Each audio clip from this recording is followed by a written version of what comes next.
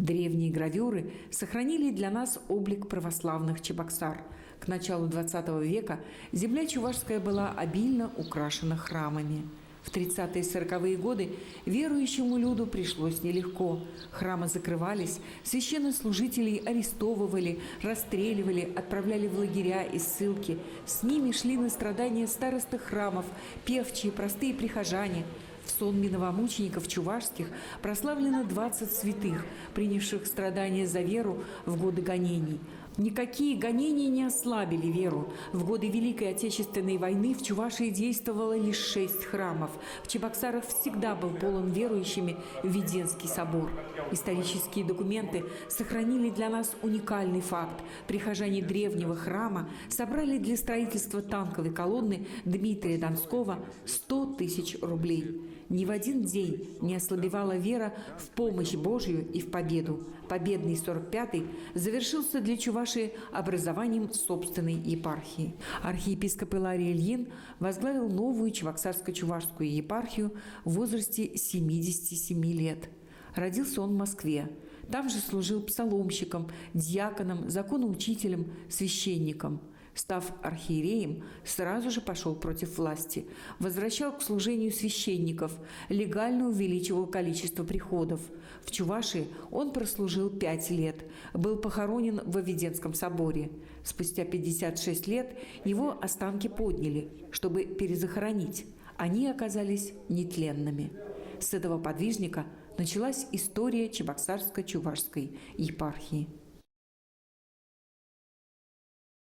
Каждый архипастырь нашей Чебоксарско-Чувашской епархии, начиная от архиепископа Илария Ильина и заканчивая моим предшественником, митрополитом Варнавой Кедровым, каждый из них сделал просто огромный труд, положил для того, чтобы сохранить и приумножить православие в Чувашии, и сохранить и приумножить количество верующих. На этом стенде, который епархия подготовила к открытию юбилейной выставки, все архиереи-подвижники. Епископ Иов Крисович во время Великой Отечественной войны был архиереем на Волыни. В условиях оккупации открывал храмы, которые действуют и сейчас. Он пострадал за веру, попал в заключение в 60-е годы, будучи казанским владыкой. Архиепископ Мануил Лемишевский, автор трехтомника «Русские православные иерархи», составлял его, совершая служение в Чебоксарах. Владыка-исповедник в годы богоборческой власти неоднократно подвергался арестам. Архиепископ Николай Федосьев репрессирован в 1929 году, отбывал наказание на Беломор-канале и в Беломорско-Балтийском лагере. За то, что служил в оккупации, подвергался гонениям после войны. Епископ Иоанн Снычев, духовное чадо архиепископа Мануила Лемишевского, известнейшая личность в Русской Православной Церкви, богослов, историк, публицист, молитвенник, мудрый духовник и пастырь. Он 3 года возглавлял Чебоксарскую епархию. Вслед за ним сюда пришел исповедник и мученик, архиепископ Вениамин Новицкий, прошедший лагеря и ссылки, при жизни исцелявший от тяжелых болезней, человек святой жизни. Был похоронен в Введенском соборе. Спустя почти 30 лет в соборе перезахоронили владыку. Его останки оказались нетленными. Но, слава Богу, они все были как звезды на небосклоне, они сияли таким светом, который мог вести каждого к спасению. 7-м чебоксарским архиереем стал владыка Варнава, человек, без которого сегодня не мыслится история чувашской митрополии. Наследник древнего священнического рода, сын и внук исповедников и мучеников, воспитанник Троицы Сергиевой Лавры, исполнявший в ней обязанности наместника. Он принял Чебоксарскую епархию в 1976 году и оставил ее в 2020, когда Господь призвал его к себе. За 43 с лишним года владыка собрал вокруг себя армию священнослужителей, воспитал не одно поколение верующих, молитвенник и мудрый пастырь. Он совершил невероятное. При нем было восстановлено, возвращено к жизни и построено более 240 храмов. Приняв под свою опеку 35 приходов, он оставил Чувашии 280 с лишним церквей. Никто добровольно возвращать не собирался. Это мы стали настаивать, значит, владыка Варнава, и были еще такие очень самоотверженные священники, которых уже с нами, к сожалению, нету. Это сейчас нам кажется, что все-таки было. Нет, было очень тяжело, было очень сложно. Я не очень доволен. Правда, мне говорят, что у нас вроде хорошо, неплохо идет, но идет, конечно, не так, как мне хочется. Очень много трудностей. Сейчас порой бывает так, что я на грани отчаивания. Думаю, что я взял на себе непосильную такую ношу. Сумею ли это до конца нести? Правда, бывает иногда. Каждый храм, который был восстановлен в 90-е годы, он, знаете, это часть жизни, сил, здоровья, пота и слез каждого настоятеля. Таким был чебоксарский пейзаж в 80-х, начале 90-х годов 20 века. В 1996 году в столице Чувашии произошло грандиозное событие. Город посетил патриарх Московский и всея Руси Алексий II. По недавней разрухе пролегла дорога к храму. Святейшего встретили обновленные и возвращенные к жизни церкви и Свято-Троицкий монастырь. Патриарх заложил в Чебоксарах храмы новомучеников-исповедников российских и взысканий погибших. Отслужил литургию в первом храме, построенном в Чувашии в постсоветское время, и присвоил ему статус собора святого князя Владимира. Я испытал действительно чувство, что народ возвращается к вере, что народ идет по дороге к храму и приходит в православный храм. Через 5 лет, в начале нового тысячелетия, патриарх Алексий II вновь посетил Чувашию. Он заложил основание Покровско-Татьянинского собора. Епархия, которую он увидел, еще более окрепла в вере. Многие тысячи жителей Чувашии встречали участников крестного хода, который накануне 3-го тысячелетия прошел по водам 3 рек – Волги, Днепра и Западной Двины. В 2006 году в Чебоксары была привезена великая святыня – Десница Иоанна Крестителя. Ее встречал необъятный поток верующих. Для того, чтобы приложиться к святыне, люди стояли в очереди несколько часов.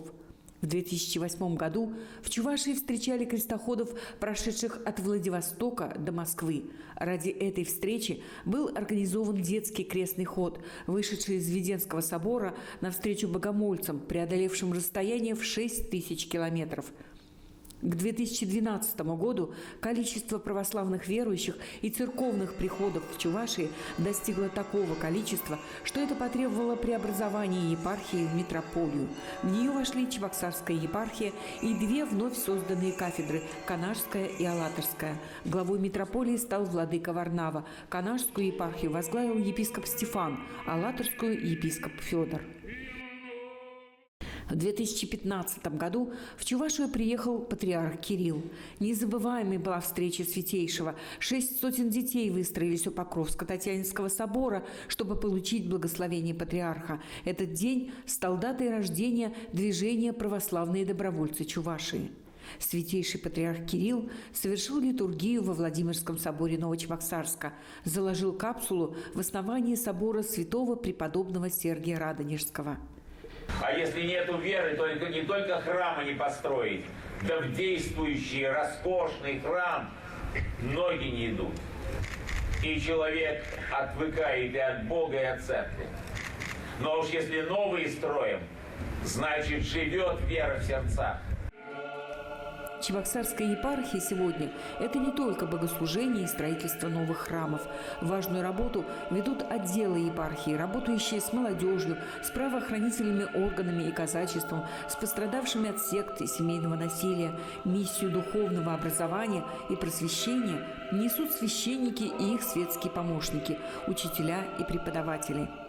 Принадлежность людей к христианству должна быть осознанной и ответственной, потому что только в этом случае она может быть плодотворной. Отсюда проистекает необходимость в просвещении, которое регламентируется общецерковными нормативными документами. Отдел религиозного образования и катехизации плотно сотрудничает с Республиканским министерством образования, курирует православное воспитание в группах детских садов, изучение основ религиозной культуры и светской этики, духовно-нравственной культуры народов России в средних школах. Ежегодно сотни участников собирают рождественские чтения. В секциях чтений делятся своими мыслями, выводами и опытом школьные учителя и вузовские преподаватели, священники и монашествующие. В своей секции обязательно собирается православная молодежь. Отец Михаил Павлов отвечает в Чебоксарской епархии за социальную работу. Его подопечные – больные, старые, нуждающиеся люди. Под руководством отца Михаила действует сестричество милосердия. 2 раза в неделю в установленных местах бесплатно кормят бездомных и малоимущих. В храмах действуют социальные склады. Нуждающиеся получают необходимые вещи. В храме иконы Божией Матери Скоропослушница окормляются глухие и слабослышащие. Для них здесь совершаются литургии с сурдопереводом.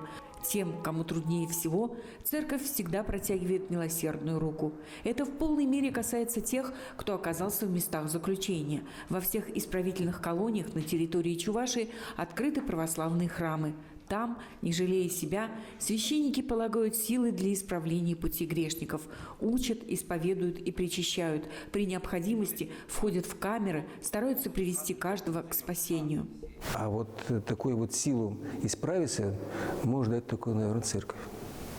Любое православное служение вне храма, в миру невозможно без православных общественников. Это те, кто делает в церкви свою работу безвозмездно, во славу Божию.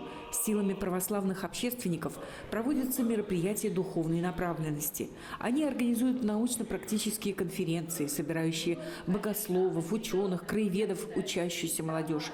Проводят всероссийские, межрегиональные, республиканские патриотические мероприятия, такие как, например, ежегодный музыкально-духовно-нравственный форум «Россия. Родина святая».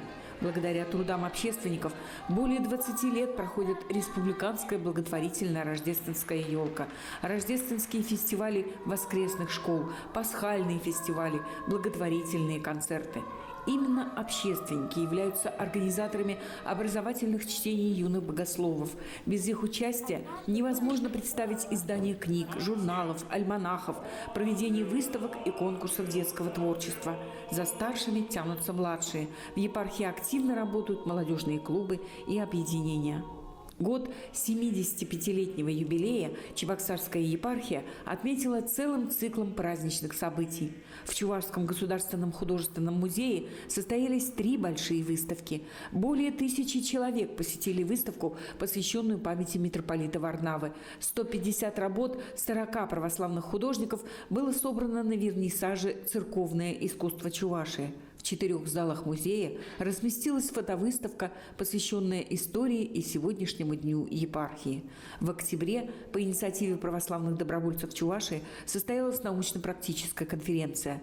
Культурную программу торжеств дополнили концерты муниципальной певческой капеллы «Классика», состоявшиеся в храмах. Осенью в Чебоксарах появилась кедровая аллея, посвященная 75-летию епархии. Ее тоже посадили по инициативе общественников. Летом на строящийся храм святого преподобного Сергия Радонежского подняли колокола. Стройка продолжается, и собор растет на глазах всех жителей города. Вместе с этими кедрами и строящимся храмом вырастет и новое поколение православных, которые продолжат традиции Чебоксарско-Чувашской епархии.